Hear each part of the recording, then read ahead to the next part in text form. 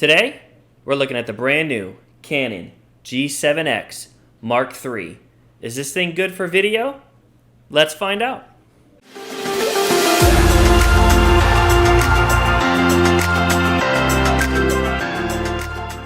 What's up, YouTube? Welcome back to Dad Hut, the channel where we talk about dad stuff. Today, we got a tech review of the brand new Canon G7X Mark III. We're going to test the heck out of this thing today and see, is this worth buying? Should you get this camera? Is this camera good for video? Is this going to make your perfect travel camera to take on that trip of a lifetime? Let's find out. First, we're going to do a quick unboxing of the camera, and then we'll get started with all the tests.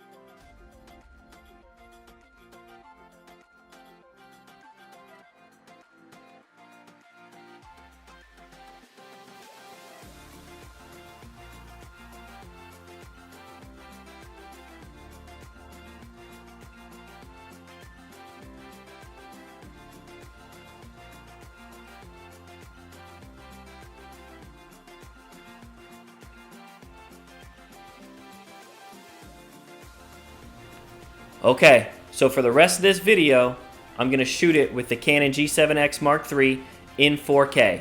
If I do something else, I'll make sure to note it at the bottom of the screen. So let's get into the testing. Okay, so we're going to do a quick autofocus. Basically, I'm going to jump in and out of the frame, see if it can pick up my face and if it loses it and whatnot, okay? So here we go.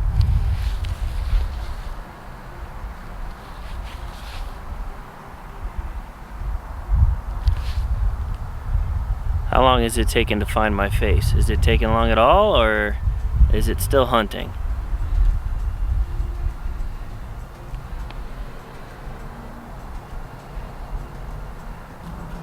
Alright, so we're going to do another autofocus test. I'm basically just going to walk backwards and see if it can hold my face the whole time. Alright, here we go.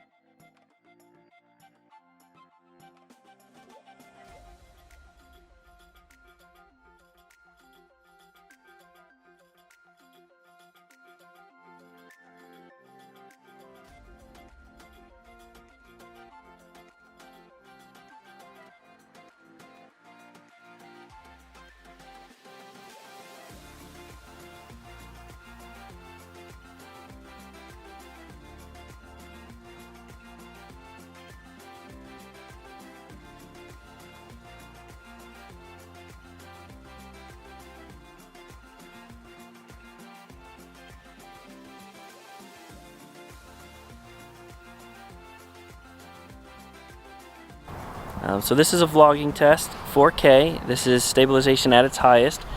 This is handheld. This is the farthest I can hold it away from myself. How's the stabilization look? Is it keeping my face? My face is in the box, but it's kind of hard to tell. It's so bright out right now. It's kind of hard to tell if I'm in focus. But yeah, this is what you can expect out of the G7X Mark III. Alright, another quick vlogging test. This one here is in 1080. Same thing though, the stabilization is on the highest it can be, still handheld, holding it as far away as I can possibly hold it from myself, but still being in my hand. Very bright out, and this is here obviously in 1080, so this is what you can expect if you're vlogging in 1080. I do have the ceramic microphone plugged in, so this is not internal microphone, But yeah, this is similar to what you could receive even if without the microphone attachment.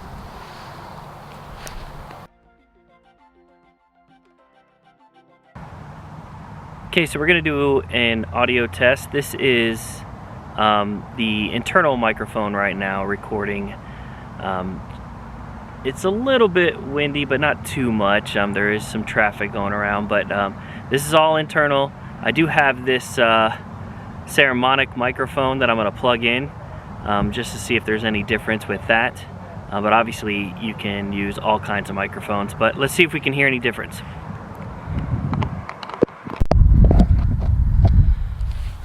Alright, that ceramic microphone is plugged in, and again, there is some car noise and whatnot around here, but for the most part there's nobody around me. How does this sound? Does it sound any better?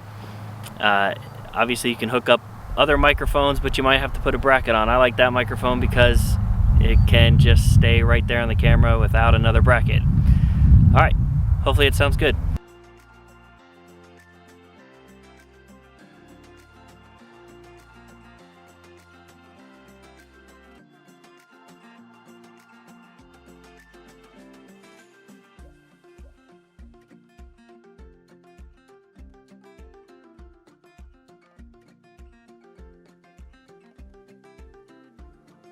Alright, so we're going to try some rack focusing right now. We're going to go from the beer that's in front of me to the hat to the left, and then up to the American flag on the fence in the back.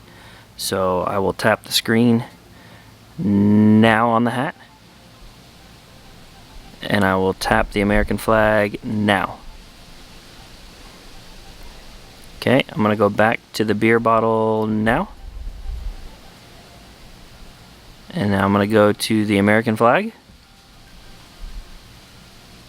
And now I'm going to go to the hat. Alright, here's a bokeh test here in the backyard. Focusing on my beer and see how that background looks. Looks pretty blurry on the screen.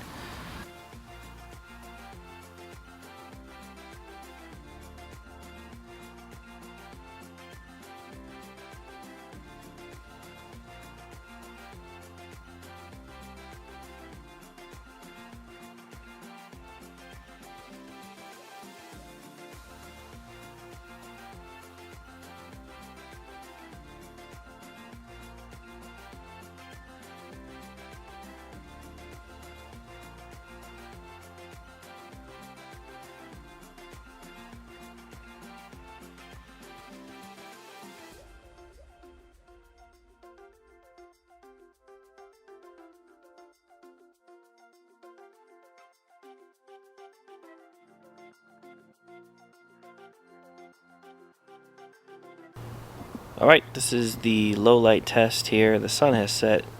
There is still obviously some ambient light, but the sun is down here at dusk.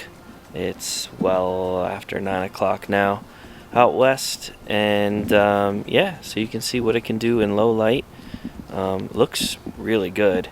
On the screen it looks a lot brighter than it actually is outside, so it seems to be doing a pretty good job. Again, the sun is down, but there is still a lot of light left, but you can definitely tell it's getting pretty dark. So the camera did overheat shooting in 4K at about 7 minutes and 20 seconds, as you can see here, but it did let me finish the entire 10-minute clip. It just would not let me film again after that. The funny thing is, the camera was not very hot at all, but it still wouldn't let me start another 4K clip after this. Hopefully they can fix this in a firmware update. So let's talk about this camera's competition. The number one competitor for the Canon G7X Mark III is going to be the Sony RX100 Mark VII. It was just announced. It has a microphone input just like the Canon G7X Mark III, which is going to make it the only two cameras that are point and shoot with microphone inputs. That camera, the Sony camera, is better. It has a much better autofocus, but keep in mind, it is almost $500 more than this Canon G7X Mark III. You could buy a Canon G7X Mark III and another camera for the same price of the Sony RX100 Mark VII. Not to mention, the Sony loses some features that the Canon G7X Mark III has. The Sony does not have an ND filter, and the touchscreen only works when you're shooting video. You cannot navigate the menu on the new Sony using the touchscreen.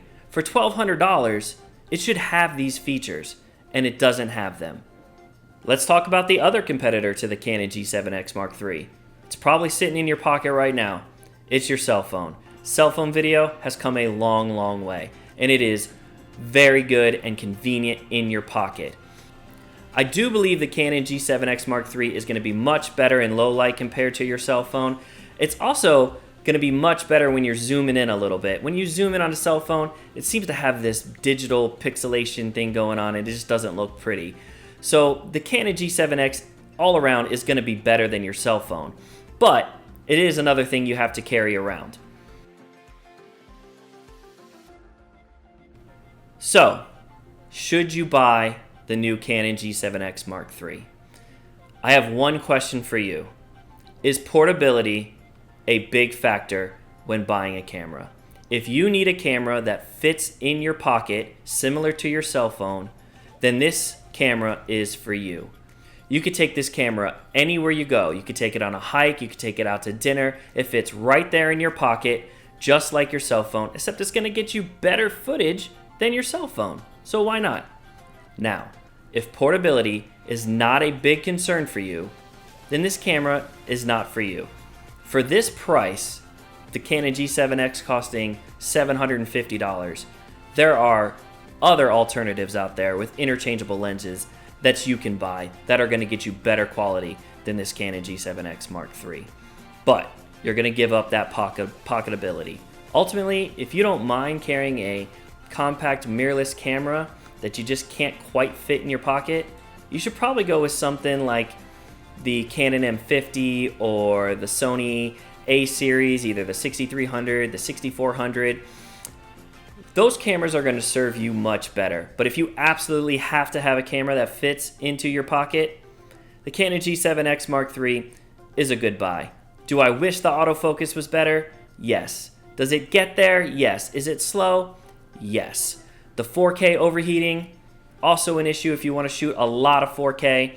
If you're going to do short clips, you probably should not have a problem. But if you're going to sit down and do long interviews in 4K, you're going to have a major problem with this camera because it's going to overheat on you. Hopefully they can fix that later in an update. Leave a comment below. Let me know what you liked, what you didn't like about the camera. Any tests that you didn't see that you wanted to see, leave a comment. See if I can't do it for you. And if you liked the video, give it a thumbs up and hit that subscribe button below for more Dad Hut videos. Until next time, we'll see you later, guys.